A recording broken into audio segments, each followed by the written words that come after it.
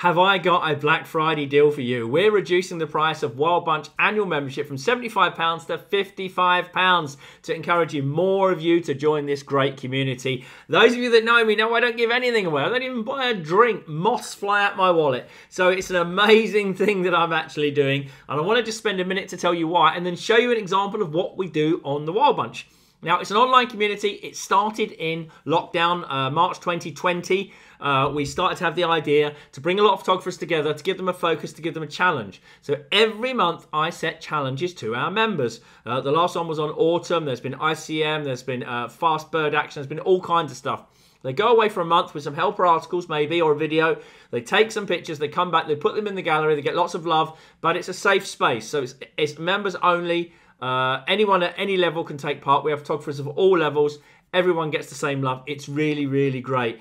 Every month, I give a club cast as well. So that's an online Zoom session where we have some members presenting their work, which is really awesome. I love that. And I interview them about it. It's a really brilliant thing to do. And then I give a talk, perhaps on my latest trip, some latest pictures, some in-depth composition stuff. I just did one on photographing geese and stuff. So, you know, we do lots of this kind of really interesting behavior. We challenge our photographers and inspire them. We have occasional meetups. We have a hints and tips newsletter that's regular. We have some discounts. But it's really, the focus is really the challenges that we do and the monthly Clubcast. So anyway, to show you what the Clubcast is all about, here's the most recent one that I just recorded. Got two great presentations, one from Sarah on ICM, intentional camera movement, that she really loves, and one from Jamie that he's going to talk about all of his deer photography he's just been doing. Both presentations are absolutely brilliant. And then you get me chuntering on at the end about photographing wildfowl, geese and swans, ducks at this time of the year in beautiful light conditions around the UK. So some good hints and tips in that too. So have a look, and then I'll be back right at the end. Hope it inspires you. This is going to be a long project that I'm going to do all winter, and it's given me an idea for a really, really good project that I'm going to get you lot to do, where it's going to be a project throughout the winter that I want you to work on one species off and on to build up a strength in depth and to have a portfolio, which is what I really want you to do. So I think I'm going to set you to that, but I'm going to do this otter project now until about March, off and on, a couple of times a week. Go and sit by the river when the light is right. There's a load of stones in the middle of the river. We've seen the spraint. There's lots of fresh spraint spots. We've got a camera out, so we've got them recorded coming through on the camera. They're very regular, and we think there's a halt just up the river. So we're obviously keeping a tight eye on that with the local otter trust. And so I'll keep you abreast of what I'm going to do there. But I just think it'd be quite interesting if we all did something that was local and fun. So more about that anon. Now, this week I've been processing a lot because I've got a new ebook I'm building on all of my travels for this year. I just suddenly decided to do it on everything I'm doing. So it's all of my travels for this year, wherever I've been. A few of you have actually seen it, and hopefully you like it. It'll be out sometime towards Christmas, because obviously I've got to put India in it first, where I leave for India in a few weeks. I had to reprocess some Svalbard pictures that haven't actually been processed, so I just processed this one. I thought I'd show you it. Nice leading lines. You see those lovely leading lines come out of the corners and then bending round to the mountain with the clouds in the corner. I wish there was something up there, so I darkened it and made it a little bit bluer, so it just gave it a bit more of interest in the corner. I've no problem with dodging and burning in various parts of the picture. Obviously, to get the starburst like that, you know, the old technique, it's F11 and above to get the starburst coming out. And I generally focus within the first 10 feet at the bottom of the picture. And that means that everything will be sharp from front to back. And I like it. It's just very simple. I'm not a landscape photographer. I just enjoy doing these kind of landscapes. And when you're doing something like this, you know, it's so amazing what you see. And the depth of it is so amazing that you just can't, you know, you just can't help but take good pictures of it. And so this is my terrible version of it, taken on an 8mm lens. The biggest problem with this is when you're going along on a ship, we are traversing south to north. This is the very bottom of Svalbard, and because we're going from south to north, we're going quite fast, and so the bottom foreground there, the shore, is often blurred. So instead of shooting at a really low ISO, I have to shoot at a very high ISO to keep the shutter speed above a 500th of a second. But again, I think it worked there quite well. I mean, the sun was quite strong, but I kind of like the starburst and all the patterns on the ice and stuff. In fact, I wish I'd have shot the patterns on the ice, but you can only do so many things at once, unfortunately. Well, I just processed this one today to put in because I thought I needed a few more darker, moody landscapes. So this is one of the bays that we went into where we went Zodiac cruising, and it's an amazing iceberg. You can see there the reflection of the water patterns of the Zodiac going by. And so I was standing up, taking this, holding the screen, looking up into the screen like that, holding the camera straight down to get the angle. The water was so clear and so still that you could easily see underneath. I didn't use a polarizer for this. I generally don't use a polarizer because I don't want everything around to see. I don't want to be able to see underwater, and I don't want the effect of a polarizer on the whole picture. I want to add my own polarization effects when I do my processing, because the only thing I wanted here was the reflection underwater. And if you use a polarizer, it changes the whole picture, and I don't actually like that at all. So I kind of like what I like. Something again, nice and moody. Again, leading into the corner. If you notice my kind of technique, so I lead the flow out. Just a very, very simple, beautiful Svalbard mountain. And everyone I show this to says, God, we'd love to ski down that. I'll be like, yeah, you'd be the first. And I probably wouldn't want to ski down that because there's a few avalanches waiting to happen there. And of course, I had to process a couple of bears. So this is one I just did with a seal kill. You heard us at the start, me and Peter talking about the seal getting killed. I got a really amazing sequence that's going to be an ebook. And I've had to put a warning before it that says, warning, upsetting. The following footage of a polar bear kill may upset you, because there are people that do get upset by seeing this kind of reality. People don't want to see it really anymore, and I show it because it's my job to show it. But anyway, I kind of like this picture because it's polar bear in the habitat, showing what it does, showing where it hunts the seals. The gull is waiting. There's actually an ivory gull even closer. And it's just a nice image. I think I don't kind of see the blood because the polar bear is there doing what it does. All right. Sarah Chase, are you going to come? Sarah Chase. Yes. Am I there? Can't hear you. Speak up. Hear me now? Yeah, that's better. Okay, I'll get closer. I can't see myself. Oh no, yes, there I am. That's good. There you are. All right. So Sarah, after the last time I showed some ICM pictures, and I know that Jean and Ida on the trip were showing ICM, but Sarah wrote to me and said, oh, I do some ICM. You might be interested in these. And she sent me them. I thought, oh yeah, this is really nice. I'd like you to show them to the members. And if you remember, ICM is intentional camera movement, which is basically moving the camera still while the shutter's open. The girls on the safari were doing lots of it, especially the flamingos, and you can show yours another time, girls. But tonight we're going to see some of Sarah's. So Sarah, why don't you tell us a little bit about yourself as a photographer? Okay, so I have always really liked photography since I was quite small. And about just over a year ago, I got myself my first kind of proper decent camera with a big lens, which is what I've always wanted since I was younger. And I was trying to take pictures of puffins with a Kodak Instamatic on the Farne Islands. So yeah, it was always a dream to have a decent camera. So I've just been really, really enjoying it. And I still have a lot to learn technically. And so I often get quite exasperated when I get my shots back and I realize that I've set them on the wrong setting or something. So it's all I'm afraid, Sarah, that that's life, and that happens to absolutely every single one of us. No matter if you've been doing it for 25 years or longer, it's still, some days I get my pictures back and I think, why did you do that in the heat of the moment, you muppet? So it happens, right? That's really, really reassuring. Thank you. Yeah, trust me. I take as much deletable pictures as anyone else does. I just don't show them to you. Well, that's really gratifying to hear. So yeah, I'm loving my photography. Just so happy doing it. And so your challenge ICM came up and I thought, okay, this sounds interesting. And I loved it, absolutely loved it, because in a way it gave me permission to kind of not get uptight about my technical prowess, but just to permission to experiment and not get hung up about it, because I guess the goal wasn't to get a perfect wildlife image. It was just to have some fun and experiment and just. I love it. I love what you're saying, and you should talk to Jean and Ida, who are on actually tonight, or talk to them offline.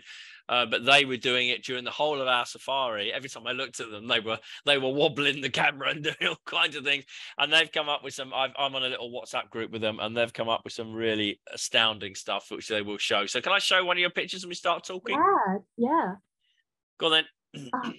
Okay, so I kind of had 3 ICM sessions for your project, and this was the last one, and this was in the last podcast you showed my coop, so this was the same day, same pond, and this was at Arundel WWT, and it was the places that I don't normally bother with too much when I'm trying to photograph the wild birds that were actually the best for the ICM, because this is a pond. All the birds are wild in this pond, but it's not a great pond. You can't get right down because there's fence in the way. So I know where it is. I know the exact one where it is. Yeah, opposite the Buick ones, I think. Yeah.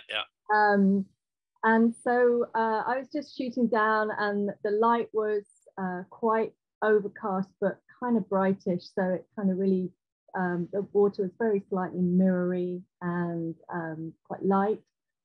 And so this was a mallard who was very conveniently swimming close to some trees. And so I really liked the effect of the branches in as well, and the very sort of plain background. And do you know what kind of speed this was? I mean, you don't have to be techie and exact. Do you know roughly what it was? I've made some notes, Andy, because I can't remember. So mallard with leaves was 0.5 of a second at f32, and so I think most of the shots from that pond, I don't think I changed that too much, because I quite like the slightly sort of bleached quality. Oh, I love it. I love the effect of this. It's very, very arty. I know there's quite a lot of people on here that will like this kind of thing. It's very recognizable for what it is, but I just love the trees and the arty feeling, the off-center composition. It works. Thank you. It really works.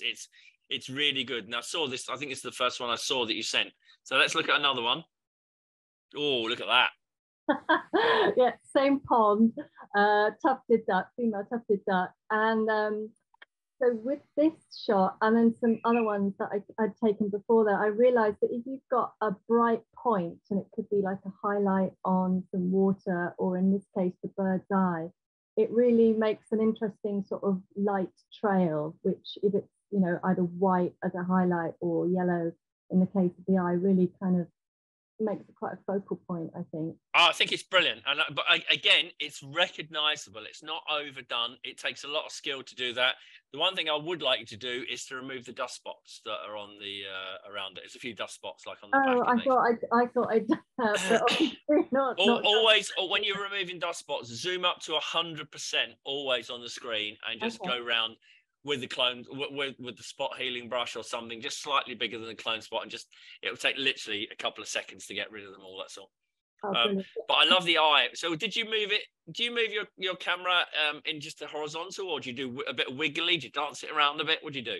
I do a bit of everything.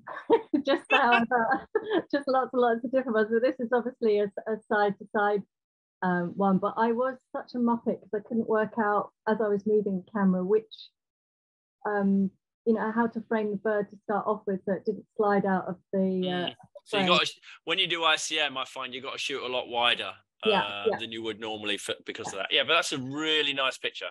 Thank you. And the dust spots, because obviously I never shoot at such a slow speed. So if you shoot at a slow speed like this, you're going to get dust spots all over it. If you're not Olympus. For some reason, Olympus users, we don't get any dust spots on our pictures. I've got no idea why. Well, I did clean my lens quite well after that. I bet. Well, that's all right. It's often on the sensor, but look, it looks great. Anyway, go on. Love this. Come on, talk about it. Okay. Well, this is not a bird for a change. This was actually at Wakehurst Place, which is the Kew Gardens in the countryside. Big Christmas tree. Has a very big Christmas tree. Yes, it does. Yes. So, I was just taking lots of pictures of these flowers, and I quite like the fact that it looks a bit like a kind of textile print. I used to be a textile designer, and I was really enjoying, yeah, just the pattern that it made. I took quite a few, but this was my favorite one, and this was an up and down movement. You know, did you set out to do your ICM when you go out? So do you think, right, that's it, I'm ICM today, that's all I'm going to do, it works? Or do you just go out and you decide on the time, oh look, the light conditions are good for this, I'm going to do ICM now? Or do you just set out to do it first and foremost? I've never done it until your project. Well, you're good at it. Carry on. Thank you. So I just had 3 sessions to get some images for your project, and just absolutely loved it. But just remember, I don't know if you've heard this in the past, you can't do roe deer, because if you do, I send Anthony round to your house. We can't have anyone else doing any roe deer, so you can't do it to roe deer. Okay, any other deer you can do. You can't do it. Too many of them in Brighton, so not allowed. Not allowed. Can't even consider it. All right, go on. Oh, they're nice. Go on. Okay, so this is in the kind of aviary at Arundel. Yep. Which again is something that I wouldn't normally spend a lot of time in, but for ICM it was perfect because you can get right in with the birds basically. Yep. And they're all very close, and they're not that fussed about people. So that this was it was the perfect environment. I think these are really great. You know, you've done a really good job with these. Oh, thank you. It's just lovely to hear. Thank you so much. So this is a group of 5 red shank, and I took quite a few, but this is my favorite one because you can't really see the rings because they've all got rings on their legs, so you can see a bit of one on the left, but and I had to crop it in quite tight at the top because you could start to see some of the fencing behind them, which is something I don't really like to have. So yeah, I quite like this one because they're like little ghosts, and there's just enough of them that you can work out what they are, but some of them. And it's the one on the left-hand side that's the most important one, because it's holding. The one on the right is really blurry, but the one on the left, he's the one that's holding that whole picture together. Oh, okay. And he's looking into the frame as well, isn't he? And you could even crop this as a portrait and just have the one on the left by himself. Oh, okay. Yeah, I might try that. Yeah, just remember rules of composition. So he's leaning a bit, so you need quite a lot. You mustn't put the eye. The eye must be to the left of the center line, so he looks into the dead space. You don't have his head looking out the frame. You have it looking in. Okay, cool. Good job. Very good job. Go on then. All right.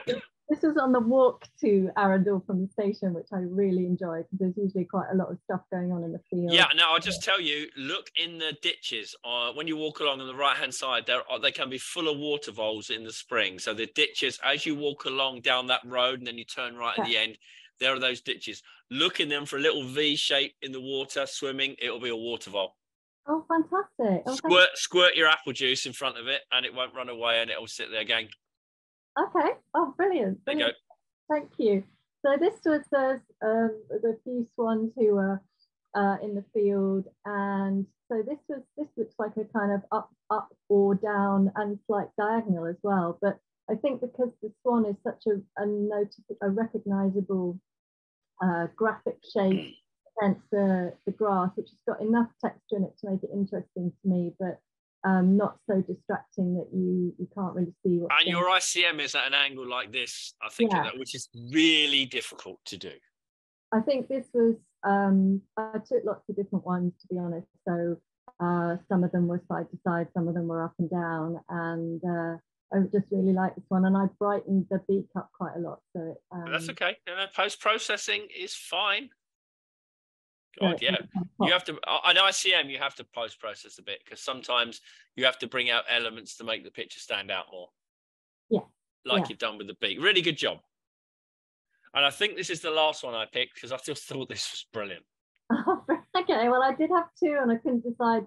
So I was sitting on one of the hides at Arundel and there really was nothing going on at all. And there were some cows across the other side of the pond. So I was just experimenting with those, and there was this one and another one that I really liked, and I just love the it looks like I'm wiggling it because the shapes are all over the place, but the way that their horns seem to have traveled to the left-hand side. And then the yellow flash is a kind of ear tag, I think, bright yellow ear tag that one of them had. So yeah, I just really like the soft kind of fuzzy effect. And what kind of ICM was that? Straight that way, wiggly around? I think it looks like it was a bit wiggly, judging by the sort of the way that the shapes are. Yeah, it's almost a watercolor effect on the left-hand side, isn't it? I just like it. And again, with all of these ICMs that you've done, it's obvious what it is. Yeah, I think that's the thing, isn't it? It's when you do it and you're experimenting, some of them are just terrible blurs, and then other ones you get that balance where between seeing what it is, but having it suitably abstract for it to just be quite visually interesting.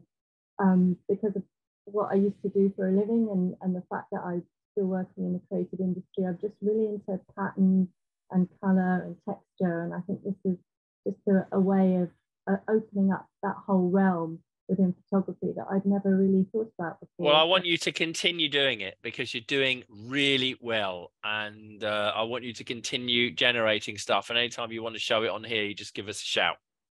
Oh, thank you, Andy. I really, really appreciate that. And thank you very much for inviting me to come on. And well, I think everyone will give you some love at the end because they've been great. You just keep it up and get rid of those dust spots.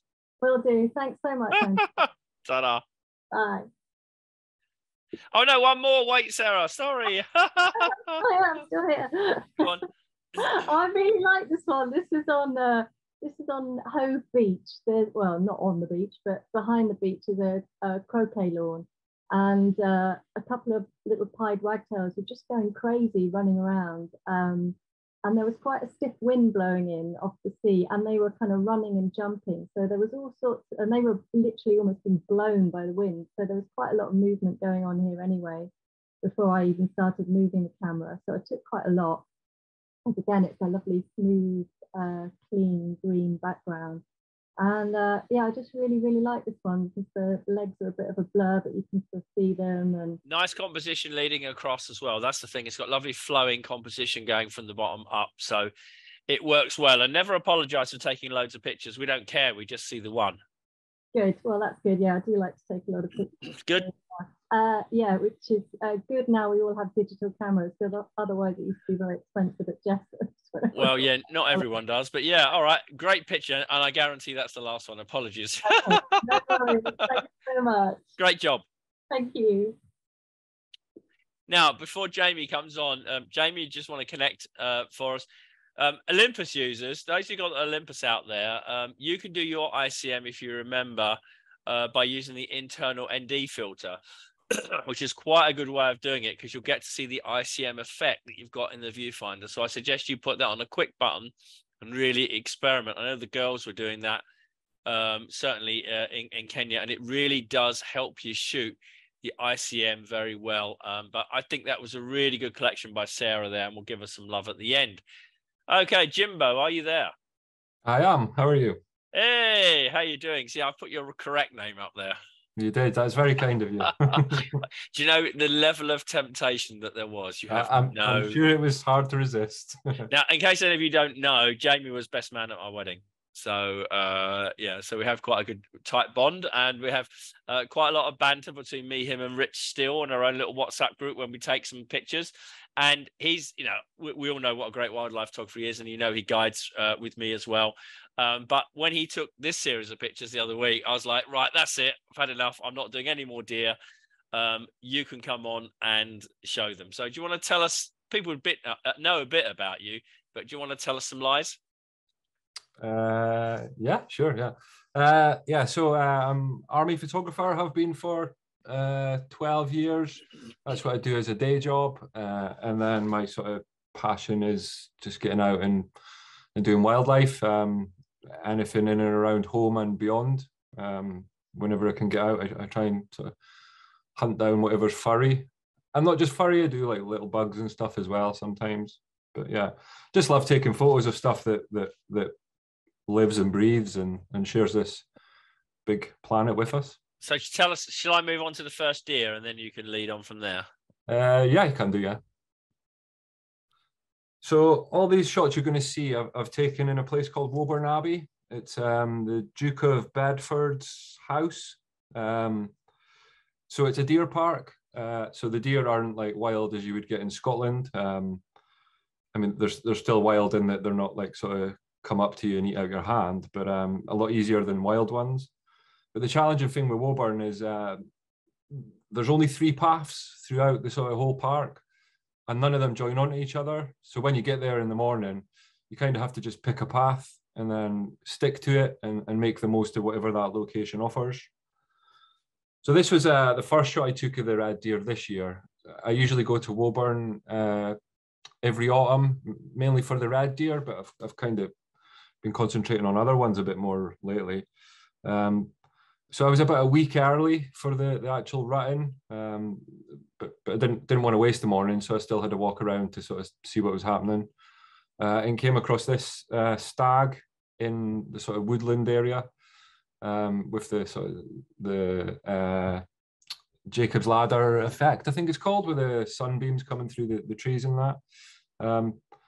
You can see he's got his head down because he's still piling on weight. The red deer stags eat like hell in the lead up to the rut, and then while the rut's on, they tend to not eat much, so they'll lose a lot of weight. So this one's still concentrating on the food. I sat there for about 15 minutes, just hoping that he would move backwards into that pool of light, but it never happened. What would you have done if he did? How to shoot it? Yeah.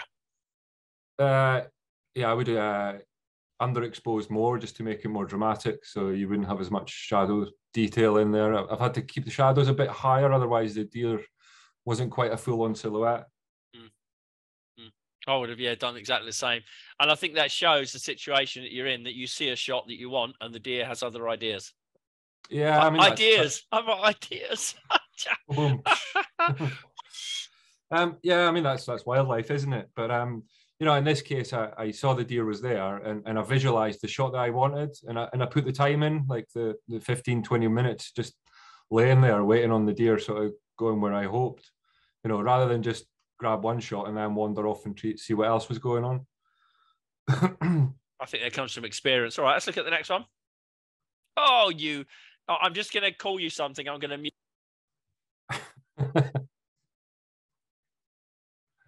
I've unmuted myself now. So can you talk about this while I call you other names?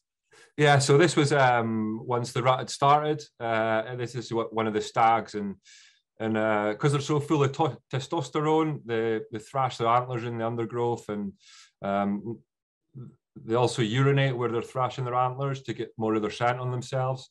So all the steam you can see coming off this is off his breath, but also his hot urine on the ground. That's not a courtship technique that you use then? I tried it once, it didn't go well. Yeah, Scottish, see? Yeah, got to try anything you can. Something about curtains or something.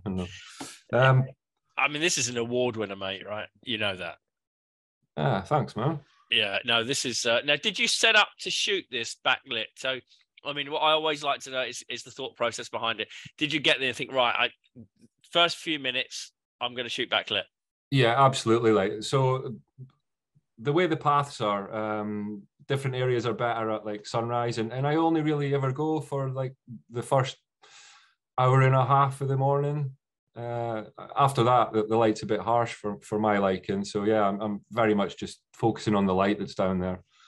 So yeah, find a stag, use the paths to sort of maneuver so that you're getting the most out of the light, and sometimes it pays off. So yeah, as you say, a shot backlit just to get the drama with the breath and the steam coming off the what urine. What did you do with the focus? Did you have multiple points, not a single? No, just a single point on his face. God, you're lucky. You're lucky. I normally tell people not to do that because it can be a recipe for disaster. Yeah, it does jump from like ear to bit of antler to face. It's yeah. Yeah, but yeah, beautiful shot, mate. If you shot this again, what would you do? Would you do anything any different? I don't think I would personally. Good. I like the pose. It kind of reminds me of a Spanish bull. It's not just a deer stood there like the first image was. It's you can see he's full of testosterone and anger. He's got a strong pose. yeah, I'd stick with what I shot. That's good. I always, you know me, I'm always going to ask pictures of behind the scenes because it's what people do to me. So fantastic picture. You're going to get some love for that later on, and I'll let you carry on annoying people. Jesus Christ. So another morning, I chose the wrong path. So there was no deer rutting action on the side that I went up to. And you get a lot of the sort of, I guess they're not really contenders for the hinds. But they still sort of thrash about in the ferns and thing. But not wanting to waste the morning, I was sort of making the most of what was around me. And the trees have got these metal fences around them to stop the deer chewing all the bark off. So I was leaning on one of them and spotted the highlights. So I just pulled back a little bit and used them to kind of just add something different. Like, I think all wildlife photographers, or most, head towards the red deer rut every autumn. So it's just trying to find something different, shoot them in a different way to everybody else, and not waste the fact that I picked the wrong path. Yeah, shooting away from the crowds as well. I think it's great. I think it's got real atmosphere to it. I mean, I know you did a guess what the thing is to us. None of us got it right at all. So. Yeah, I've got a whole series of these ones. I've got ones where he's looking straight at the camera a bit. I chose this one because I like the triangle that's made with the three sort of highlights. Yeah, I like the dead area on the left, just on the left here. This kind of dead area here. I think it works really well. Yeah, and compositionally, you know, having him off the center and looking into the dead area. It's been on one of my workshops. Good job, mate. That's a great picture. Let me go to the next. Oh, hold on a minute. Yeah. I'm not very good at lip reading. Yeah, you don't want. I'll send you it on text. Go on, carry on. Tell people I did this. So this is a Silka deer. Sorry, I always say Silka. Sika deer, still in Woburn, and it's one of the rare times that I went there for sunrise. Sunset. As I say, most of my shooting is always in the mornings. But I just got a new bit of camera equipment, so I wanted to test it out, and I knew that deer are a surefire in the park, so I went down there. So with this, I use an app called Photo Pills, which tells you where the sort of sunrise and sunset's going to be, and you can switch a thing called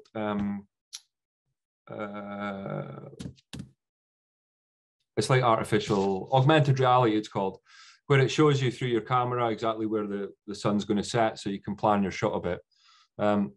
I didn't know I was going to get this shot that time, but I knew where the sun was roughly going to be, and yeah, it was just a case of sort of waiting for the herd of deer up on the top to do something interesting. Amazing. Yeah. I just love it. And you kept the smaller one in on the left hand side. I've got so many, you know, I was there, a shot from when the sun was about a foot above his head all the way to, it was just a sliver on the horizon. So wow. I've got loads of variations. I've got slightly wider with like 5 or 6 deer as well. But I showed this one because it's the closest to the sort of the perfect deer in the sun shot. Just that little back leg that bugs me, but it doesn't bug me. It just annoys me. It's not urinating though. But yeah, otherwise than that, it's not calling, of course, as well. And there's no highlands in the background. But apart from that, it's great. Yeah, and I would have liked the female to put her head up as well, but yeah, it would have been calling back. Yeah, no, very nice, excellent, mate. So after I shot the sunrise silhouette, I checked the same app to see sort of when the full moon was going to be. So I went down. I think I was in the park for about 4 a.m, hoping to get sort of a stag silhouetted in the moonlit. I didn't manage to get it. This was the best shot I could do. But it's absolutely nails trying to do this if anyone's ever going to try it.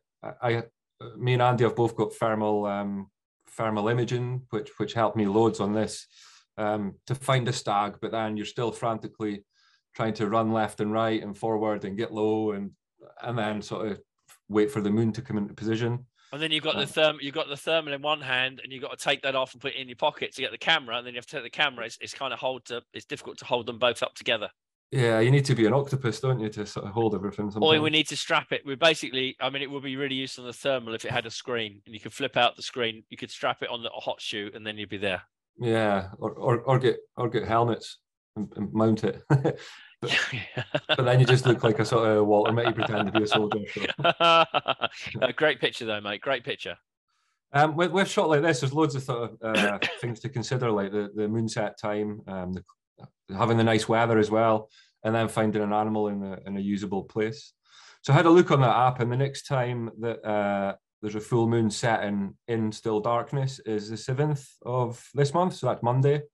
And apparently the moon will set at 5:52 in the morning if anybody wants to go and try and do the same thing. It works really well with branches if you can get like a bird roosting on a branch, or I've done it with my pet praying mantis as well. Did you say 5:52 in the morning? Is there a time? 5:52. No.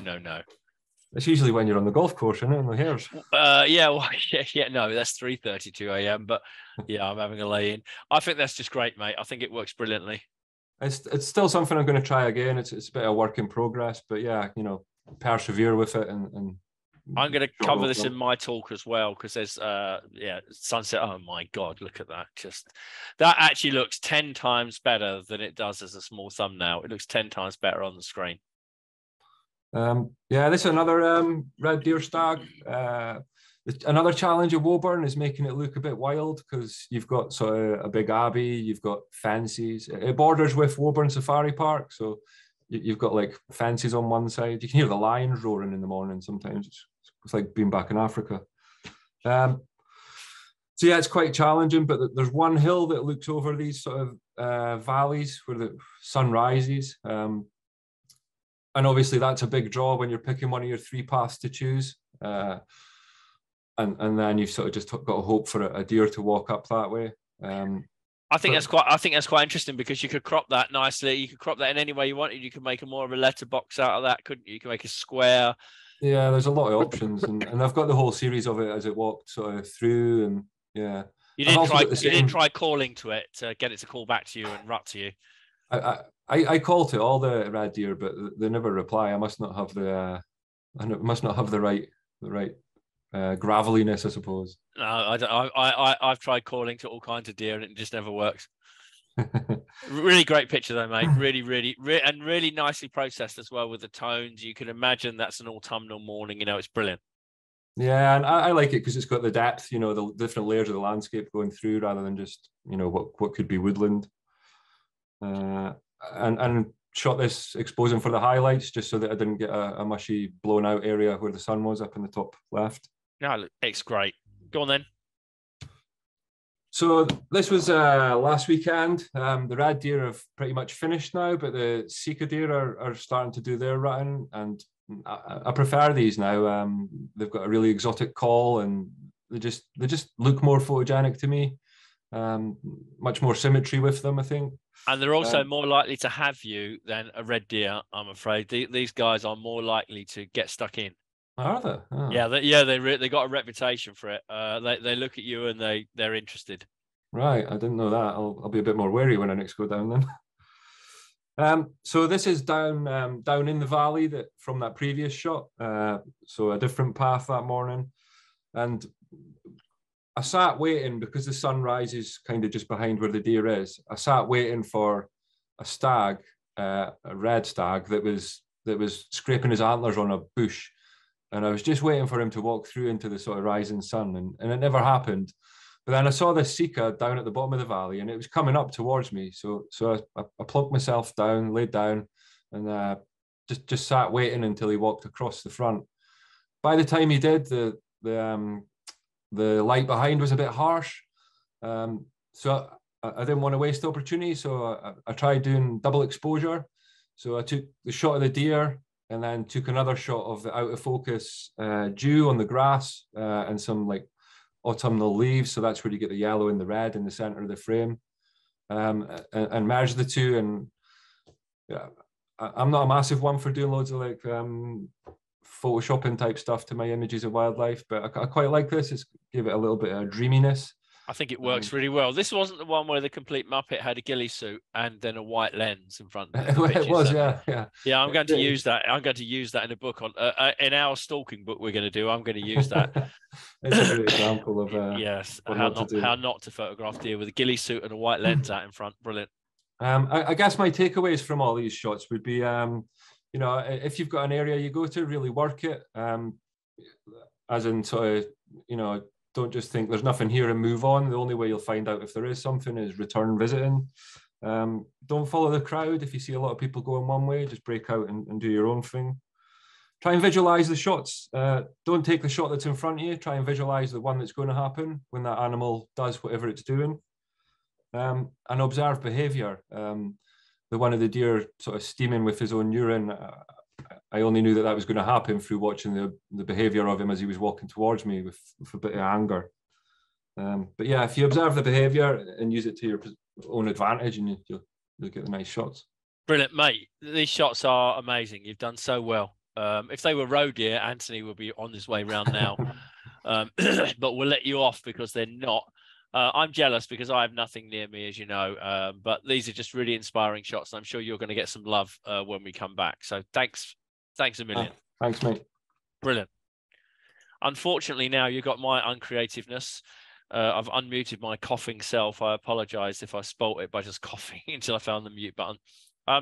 What I wanted to do was quickly talk about tonight was some things you can do at this time of the year with wildfowl and wetland trust centres around the country, and certainly when you go to the States, you know, you've got lots of wildfowl reserves and stuff, because this is a really great time of the year to do wildfowl, ducks, geese, and that kind of thing. Now, a lot of mine are based at Slimbridge, and the only reason is it's the closest place to me, because I don't want to burn 4 hours of fuel every time I go to take a picture. So it's literally 35 minutes down the road for me to go to Slimbridge. And I know it quite well. So that's why I'm able to, you know, look at what the light's like and then decide to go down there in the afternoons. Now, most people walk around Slimbridge or any of these reserves, and you can get very close to any of the species that you want. And it's a really, really great place for getting headshots. And some of the, you know, a lot of the captive ducks they have on the ponds are really beautiful. And I just show this because this is like a mallard, you know, but look how beautiful the actual thing is. Look at that lovely green on its head and the beautiful depth of color within it. And often we don't look at ducks in any way, shape or form and see that they are actually this beautiful. We don't look at that ever. And trust me, wildfowl is absolutely gorgeous. Now, this, you know, the golden rules obviously is when you've got the duck going side on, the waterfowl. You don't want the beak there, and you don't want the beak there. You want the beak exactly parallel, because otherwise it looks naff. Have some kind of angle and interesting shot. So I didn't just put the duck in the middle of the frame. I've got one of those coming because it's really annoying because you've got the body and the head's on one end. So it's very hard to compose it. You have to kind of drag it this way so that the body's against the edge and the head's looking into space. So otherwise I cropped it in. You can see the light is low there. The same rules apply. Just because you're going to one of these wildlife centres, the same rules apply as everywhere else. First thing in the morning, last thing at night are the times to go to them. But I just want to show you a load of pictures I've been doing, just maybe to inspire you to go along to one of these centres, excuse me. And you can get close to extremely shy ducks that you never would be able to at any other time. You see the tufty here. Absolutely beautiful coloration on it. It was a kind of a whitish sky, so the light wasn't very good, but the water behind was that kind of whitish color. So I was able to really boost the exposure up just to remove it. And also that had the really great effect of bringing out the detail you see in the center of the tufty there. And you can see the kind of image. It's very full in the frame, but it's a very beautiful duck with very beautiful colors. And I don't give a monkeys whether this is in captivity in one of these wildfowl collections or I sit up to my neck in water in a lake. All that does, it gives you a story that people like to tell on social, but the picture is the same. So don't feel that there's anything wrong with going to these places. There's certainly not. I absolutely love going to them, as you all know. Simple pictures like this, you know, look for reflections on the water. The angle counts a lot with reflections. And so obviously, if you shoot at 45 degrees, you get a 1-to-1 reflection. If you get down low in the mud and the dirt and shoot along, you get a very, very long reflection. But you can also get the background in the way behind it. So you have to think and look on your feet and kind of look the way it is. This one is obviously a 45-degree one. Often when I'm doing the ducks here, I find that's good enough because I like the colorations on the water behind. We've just been through the autumn color, so lots of these places that have got wildfowl on their lakes and on their ponds, they have some beautiful trees around, so you can just wait and get the ducks swimming through the color. I've got tons of mallards and smew and other stuff doing that. And then as we go a bit later in the season, there's still a bit of color around. So as we come into November, December, you still do get the colors on the water. And of course, you've got the low angle sun. I would only go to one of these centers generally if the forecast is changeable at best. In other words, if it's sunshine and clouds, I never go if it's pure sun. Sometimes it turns out to be pure sun, but as you'll see later, I much prefer changeable conditions. Here's an example of a low angle one, excuse me, of a coot. Very low angle shooting across the water, and you can see that really, really long beak coming down. That's what you get when you shoot flat, okay? Now, luckily, the far side of the lake was an awful long way away, so it didn't matter at all. This is one of the first pictures I actually took with the OM1. You can see there really beautiful detail across the whole face and the eye and everything else. But you can see the effect of shooting low with this long reflection. And I think it does work. It does look quite interesting and does look quite good. It's just a little bit of a different feeling to what a lot of people like. If you want to get the front on shot, that's great. You just got to make sure you focus on the eye, but you've got enough depth of field so that beak, which is a way out in front of it, is sharp. You don't want that out of focus because it looks pretty weird. So you need to have enough depth of field to do that. Another beautiful one in the light, and that was a load of ice behind when I shot it. So it was a kind of a frozen lake.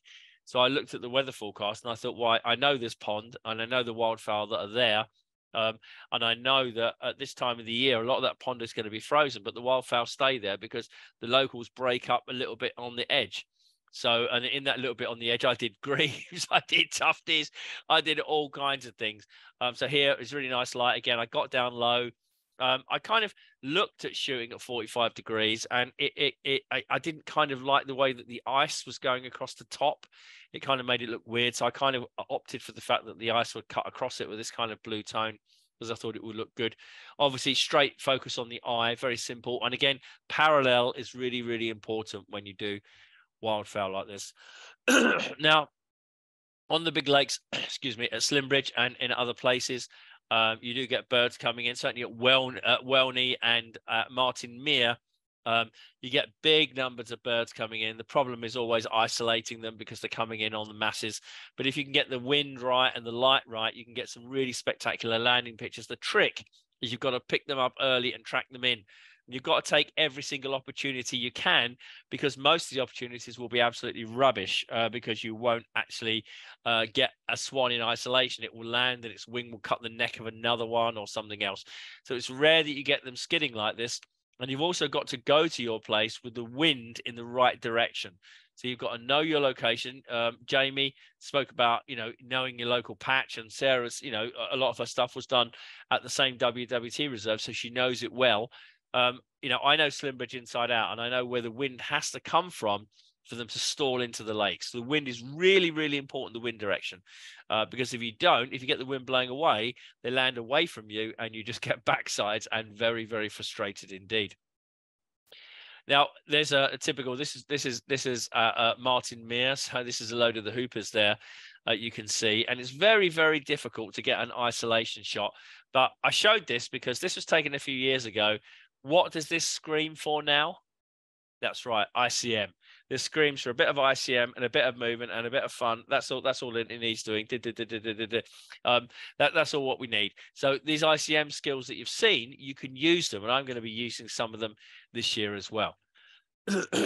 On the lakes, certainly at Slimbridge and certainly at other places where they've got lakes full of swans, they will start to do this in December, believe it or not. When it gets cold, December and January, they will start bonding and doing some courtship behavior.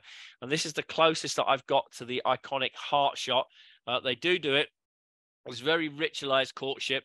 And again, these places are ideal to see it. You've just got to not get drawn away by everything else. You've got to focus on one thing and say, well, today I'm going to go and just do the swans. I'm going to work them. I'm going to see what they do some abstracts, do some flight.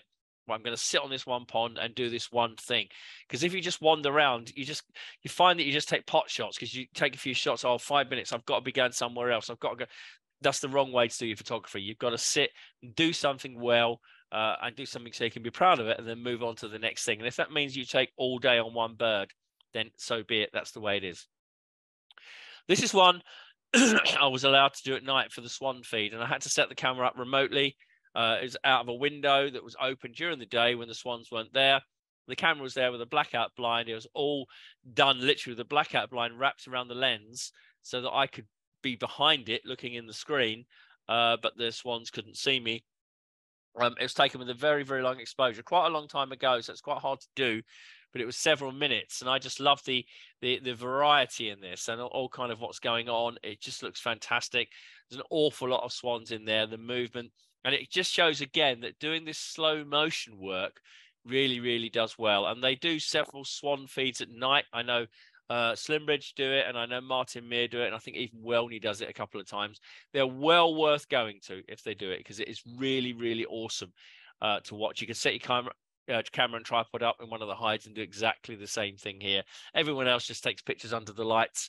Don't, because you get a ridiculous color balance on it. So I shot it here in black and white, and it just worked really, really well. The trick is all the feathers and everything else in the water, but you just got to take your potluck with all that. Now, these reserves are fantastic at the end of the day for flights in.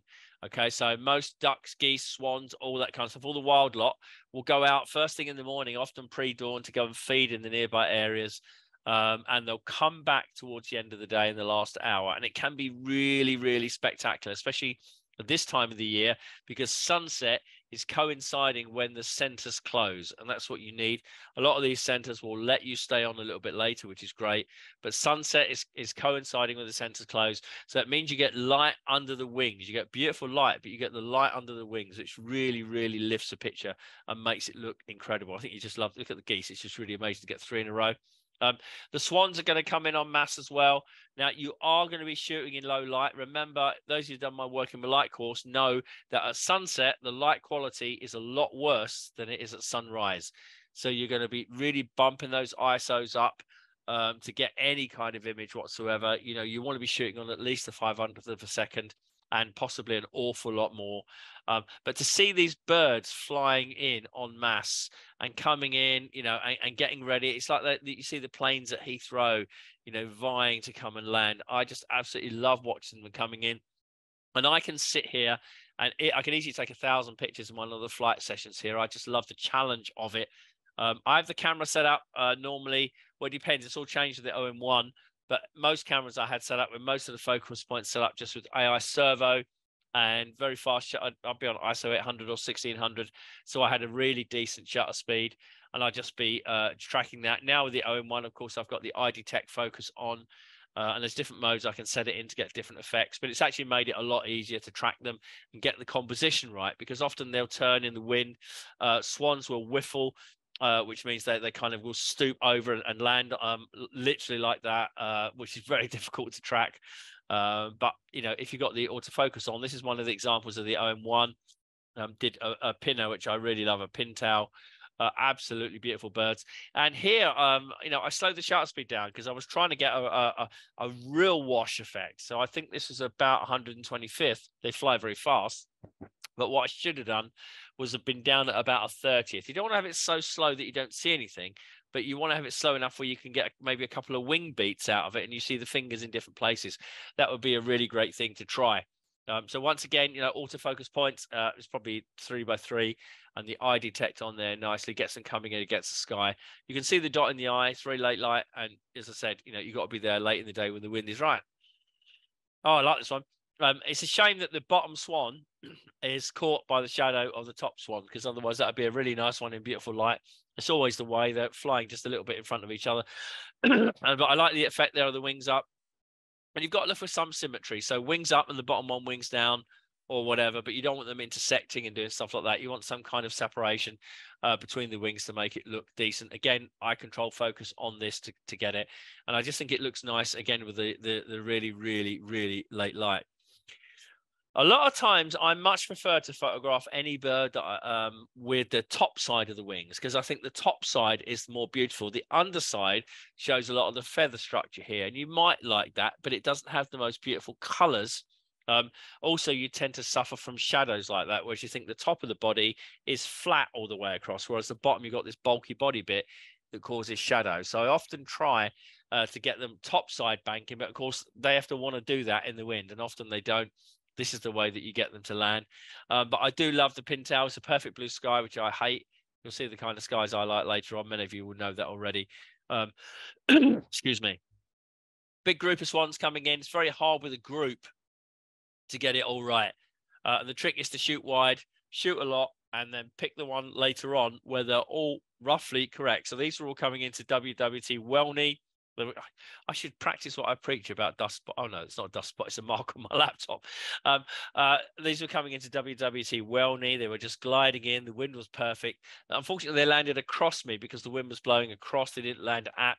But it was a nice picture. And at Welney, you just got to be careful because once they dip below the trees, the picture doesn't look very good. It's a lot of distractions. But when they are up in the sky, you see them a long way coming, and it can be really, really nice. Again, blue sky, not the best. It does help the swans show out really well. But I don't really like it as the best kind of light for me. Yeah, I'm a bit pintail obsessed. They are really, really beautiful. You know, when you're picking your flight ponds, you know, do look for stuff as well. I think Jamie was saying it particularly earlier on. Where you look for your nice background and do. So here I was looking for very autumnal, lots of trees, lots of beautiful colours. And there's a couple in the background that are really, really beautiful red that I like to photograph against. So here's the pintail coming in against the beautiful red. It just adds something to the picture. It lifts it because a lot of people are like, oh, it's just a duck. How boring is that? You know, I don't want to photograph that. Well, look at those beautiful marks on the back of the wings. Pintails are absolutely gorgeous. And if I'd have had it doing that, which I want rather than wings up, you'd have seen those amazing markings across the top of the wings. So something extra in the picture, you know, always don't just think full frame, think about picture, think about habitat, think about storytelling every time that you shoot. There you can see a couple of seconds later, it's flown across the red there. So I'm not sure which one you prefer. That's that one. We actually see the bird. It's quite nice with a hint of the red, and that one is full on red there. I still like it a lot. I just wish it had a banked. Again, very high shutter speed on these. Probably, you know, I can see the sun is on the horizon there in the eye. So I'm up at ISO 1600 or 3200 at this point, trying to keep the shutter speeds high because these things do move like the clappers. You're excited. You've got to pan quickly. You need to keep that shutter speed up as high as you can. One of the rare shots I've got of a pochard coming into land at these places, I've tried to get pochards all the time, and they tend to be very low fast flyers. It's about the only one I got to stall very quickly, and I'm just watching. You know, everyone else is just reacting and looking at the birds in front of them. I'm watching what's coming in, and I'm picking individual birds because I've watched them, and you know that if they're coming on a certain flight path, you know roughly where they're going to land. So if you've seen one do it, all the others will do it. So you pick your flight in, and that is the one that you go for every single time. You just shut your mind. There's so much rubbish spoken in hides. Just put your headphones on. I do. Just shut everyone out. Jamie and I heard some incredible rubbish last year. Just shut everyone out, okay, and just do your own thing, okay, and find your own bird. So when the birds come in, pick one out and stick with it all the way in. I did that with a goose. It flipped over the fence. I thought it was going to bank, so I stayed with it. It started to come towards me, so I started to zoom back. It put its undercarriage down. It landed on the water, but as you can see there at the bottom, it's in shadow, so it's completely in shadow. So this is the moment before it went in shadow, and I really like it because it's just a different picture of a beautiful, beautiful goose. I always stay late. I'll tell you a story about that in a minute. I always stay well after I should. This is a Martin Mere, and it was half an hour after sunset. Often they let you stay this late before they kick you out, or stay in the hide and they'll come and kick you out. Everyone else had gone at sunset, and then half an hour afterwards, all the birds came in. Loads of geese and swans came in, and I managed to get some nice silhouettes of them. Down at -2, stops to get the black, shade white balance to get the color, and all you then got to do is get the composition. And silhouettes are really, really great for wildfowl because they're such recognizable shapes. This is right at the end of the day. I look for family groups. When I'm trying to look for compositions I'm shooting, I'm not just blasting away. I'm looking for compositions where it's really interesting. There's something going on. Angles really help as well. So when you're doing the swans in flight, you know, the angles really help. It's fantastic to do it. You can see a couple there, different sequences. This is right at the end of the day. Literally the light had gone, but there was a beautiful afterglow behind. I will stay in the hide. Okay. And I'm kind of trying to delay a story for a little while, so just bear with me. But I will stay in the hide until I get kicked out, because there's no such thing as bad light. If it's beautiful clouds, you can get them all suddenly lighting up with the setting sun. It can be amazing. That can be up to half an hour afterwards. Or you can get the sun setting and casting this pink afterglow across everywhere, which can look incredible here. Especially as it casts this lovely glow and detail. It picks out all the details on the swan. See, I haven't detailed that or done anything to that. That's the natural light doing that. And that's probably somewhere like 15 minutes after sunset. And yeah, you're shooting at high ISO, but that does not count one bit in my book. So I've been trying for years to get a full moonrise with the Buicks when they come in. And I've got just like Jamie said, I've got the full moonrise day plumbed in. And I know when it's going to come up during the time when the hoopers are going to come in. I want it to come up just at sunset, so that it's coming up, it's red, and it comes up in the sky just as the time where they're going to come in. Anyway, so I'm sitting in the hide, it's beautiful sunset. The moon's going to come up. Sunsets, guy in the hide turns to everyone and said, that's it. All the light's gone now. It should all go. There's no light here. No one who knows what they're doing. And I'm laughing my head off. I've got a balaclava on, so didn't know I was. No one who knows what they're doing should stay. And he's just giving it, and everyone feels they should leave. And I just felt so sorry for everyone, because the light actually was about to really begin. And I waited and I waited. And this was an early one that I managed to get, but it was really annoying because the sun was really, really big. And I was desperate for a swan to fly against it. I was going to zoom in with a big 1000, get the swan against it.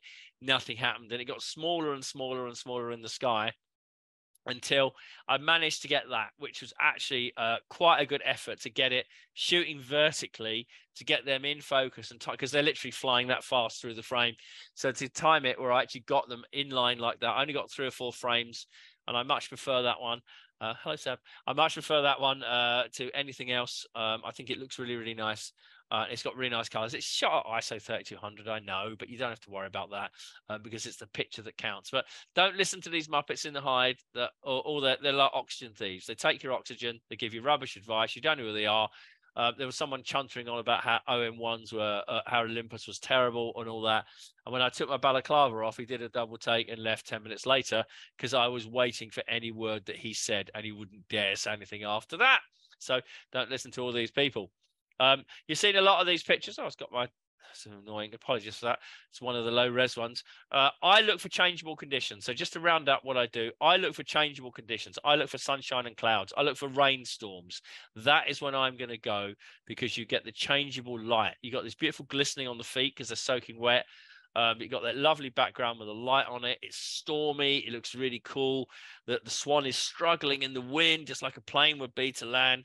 And it just acts. It's one of the first pictures I shot with the OM1 last year. We got the 2 coming in here, that lovely black cloud above. It just works really, really well. Here you go, coming in. I love this one, just coming around those lovely feet with the water.